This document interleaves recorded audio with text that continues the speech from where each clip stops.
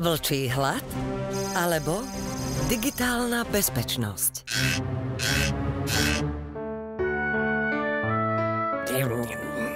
Tam je moja obeť sladká.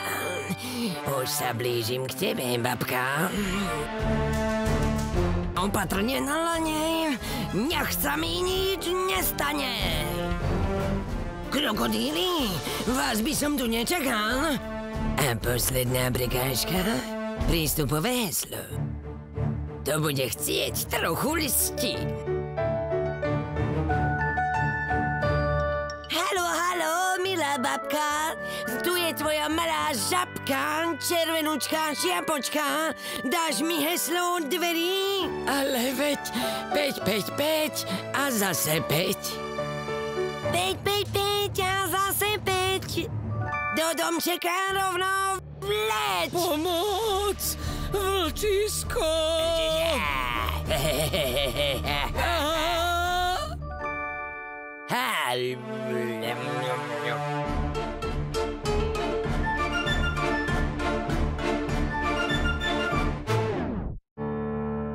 Babička na svoju neopatrnosť doplatila. Vy sa takej chybe vyhnite. Komunikujte zabezpečene a nedajte sa nachytať. Ak od vás niekto neočakávane pýta osobné údaje, najskôr si overte, či je skutočne tým, za koho sa vydáva. Tak, babička, ešte raz.